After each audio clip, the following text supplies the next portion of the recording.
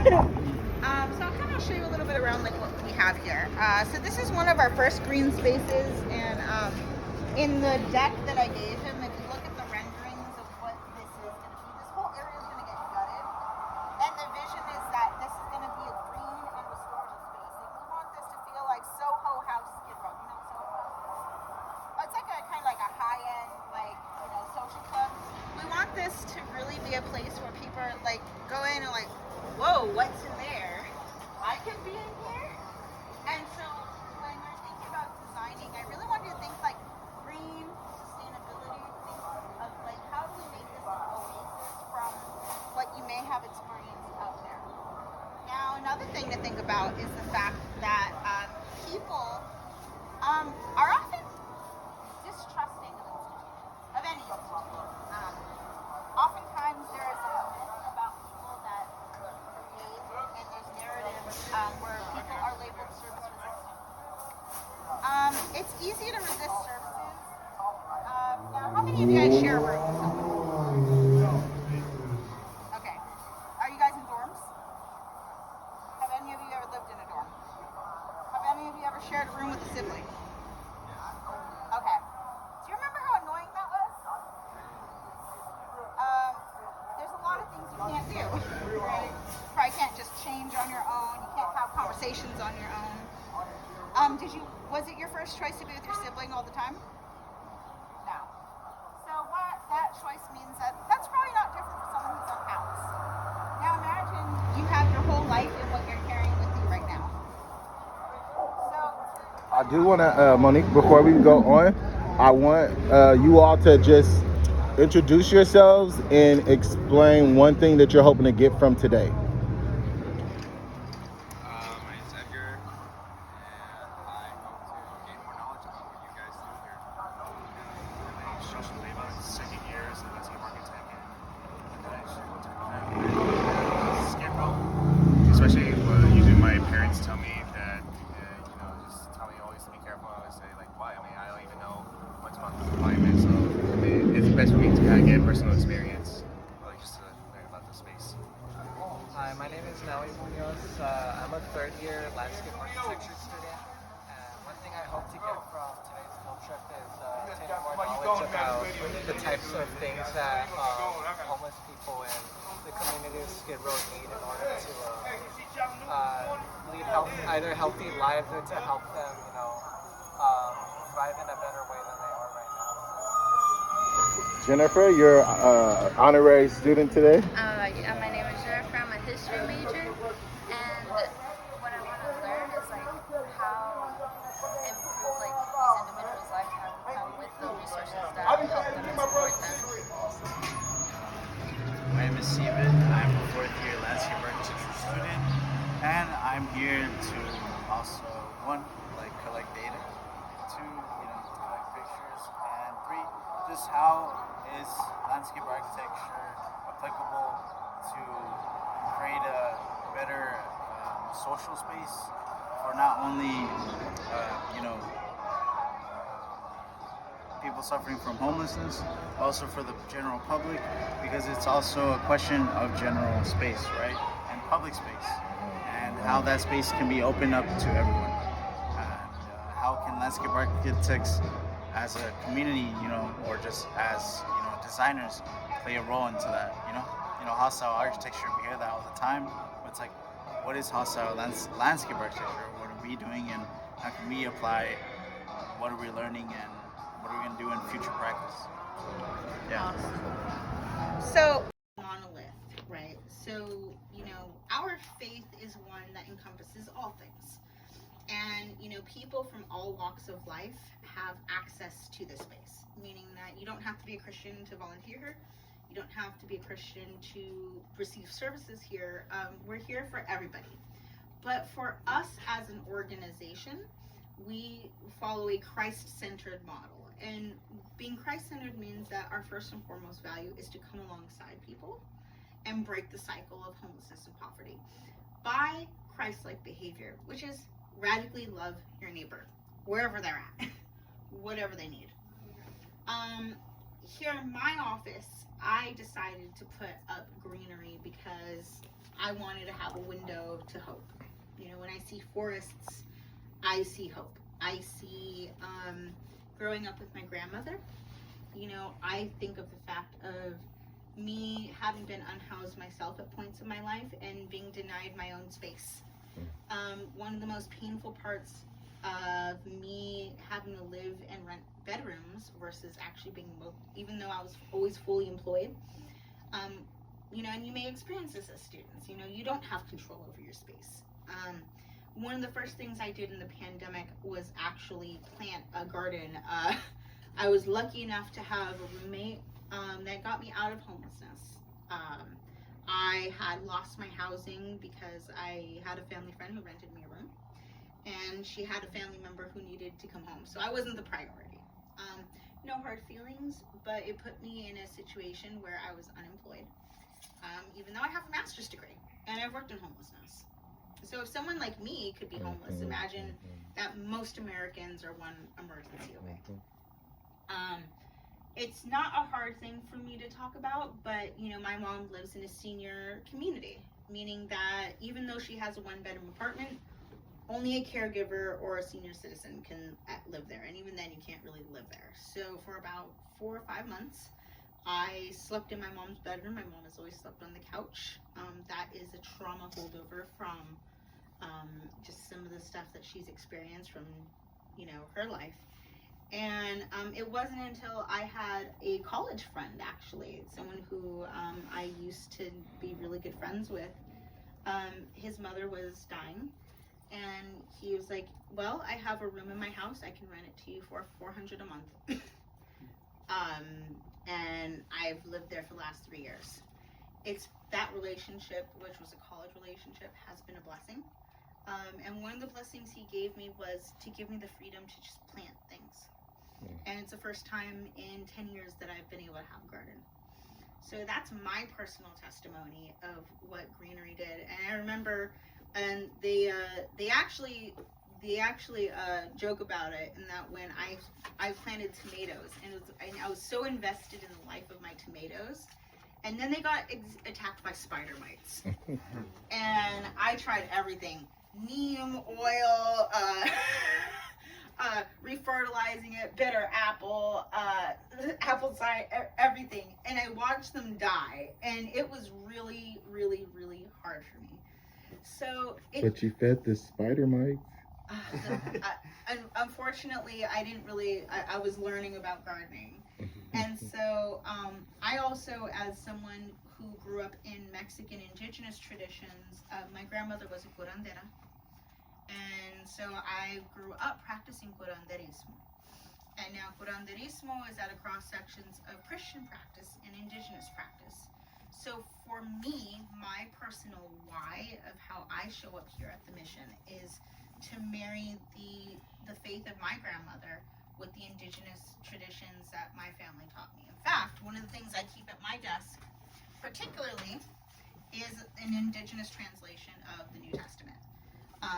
One of the things that I found personally difficult as someone coming back to Christian faith, and I will be very honest about my own personal walk, was that I had a really hard time with the history of colonialism and feeling that Western positivist paradigms of earth and environment was not inclusive of all of what I found to be God's holy creation for me.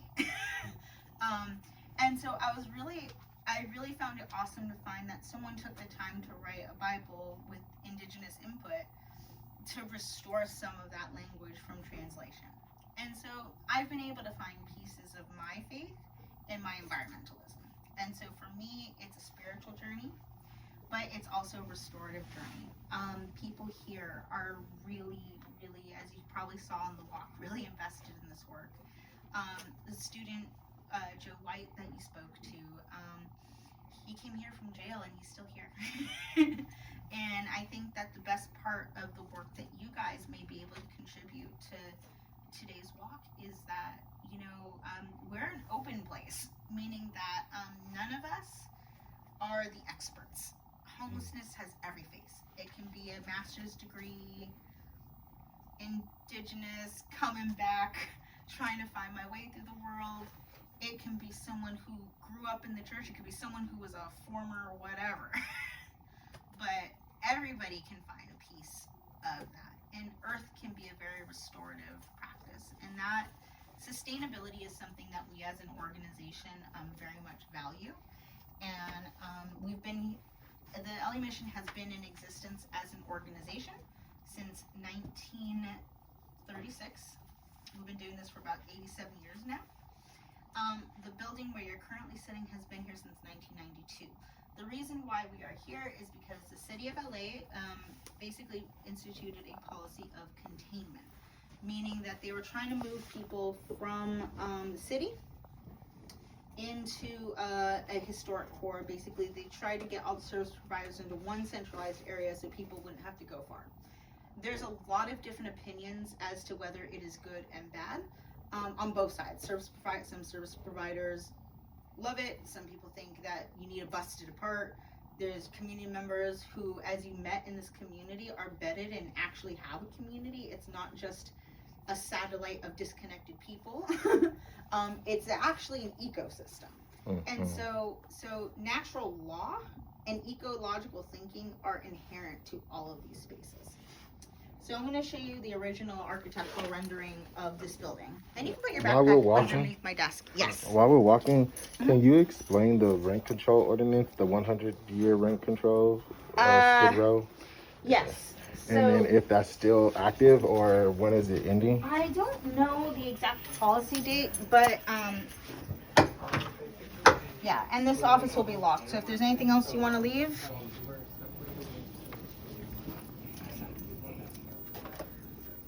Passing out supplies and food to some of the homeless people around the area.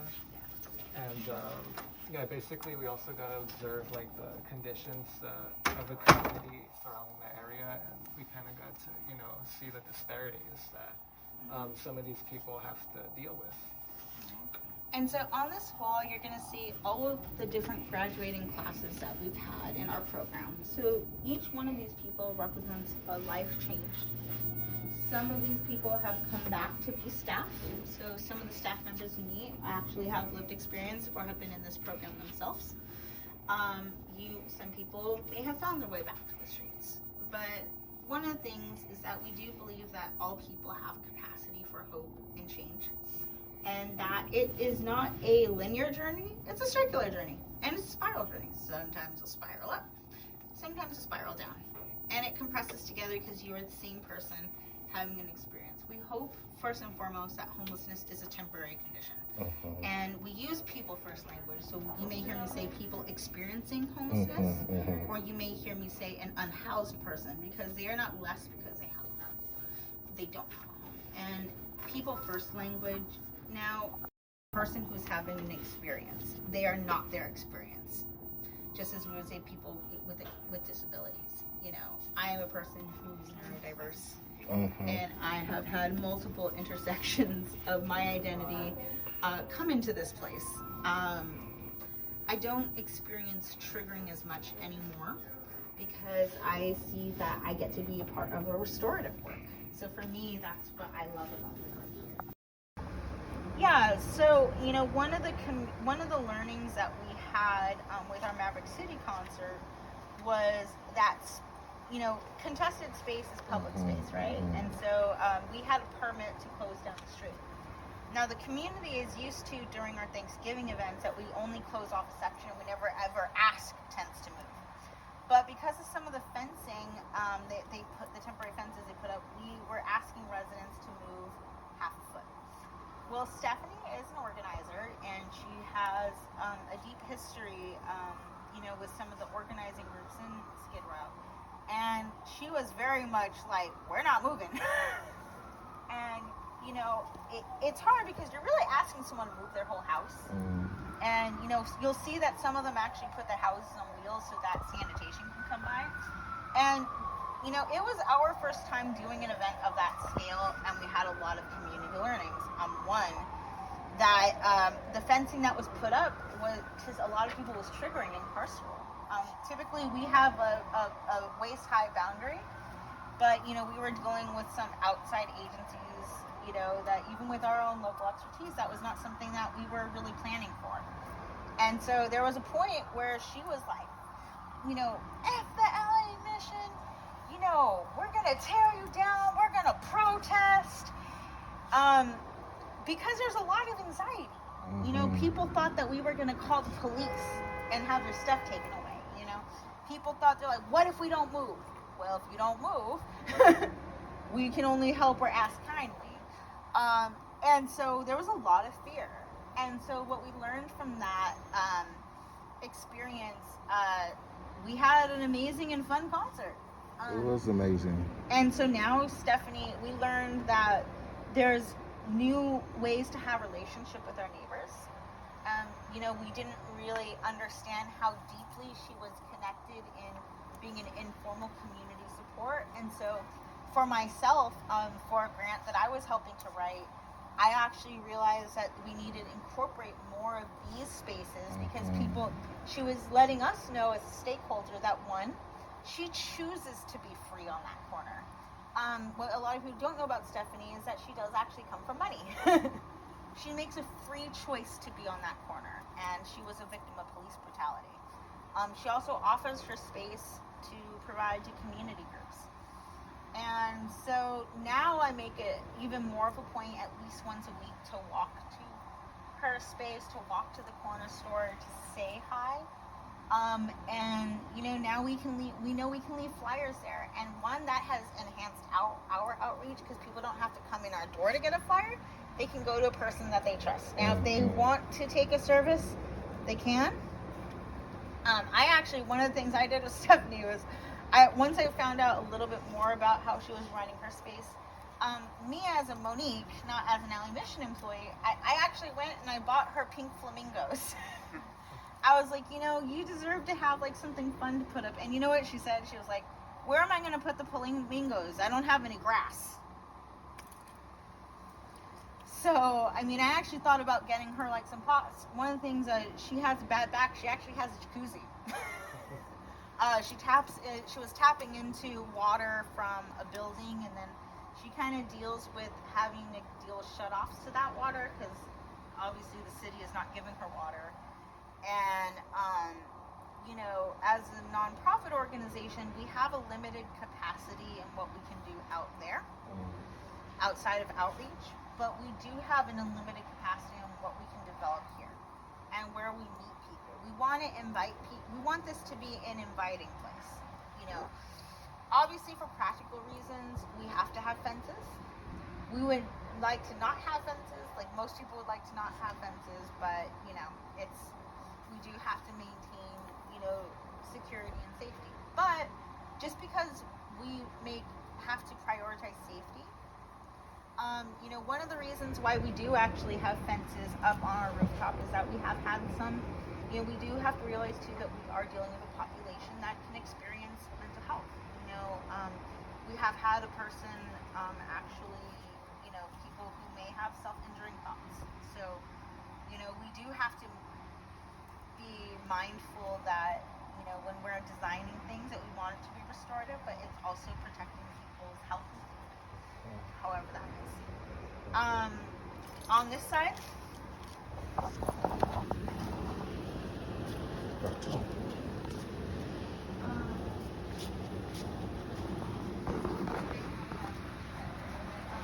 where we have hydroponic garden, we are working on redesigning this. Arts Bridging the Gap did the mural here, and the goal is for this to become a fully operational hydroponic farm with a cafe, an event space, and also to provide us, you know, our vision is to create a social enterprise that functions as a CSA. So fun fact, y'all. Y'all know that mural that I showed y'all at the end of class the other day? It was like a 1-minute video for the mural. Yeah. Arts Bridging the Gap did that mural. I did consulting for them. I found out after showing y'all that Arts Bridging the Gap is the hydroponic person, and Georgia Van Collenberg, who is the founder of Arts Bridging the Gap, is who led the mural of this. And it's like another weird full circle connection to this space and this work. Yeah, he actually also ran into like your preschool teacher or kindergarten teacher. Yeah, at the Maverick At the concert. Maverick City It was event. my elementary school counselor, his wife. And, you know, I remember all of them. They were like a big pivotal part of, you know, just equity work, social justice work. It was a big part of, and I'm from San Diego, right? So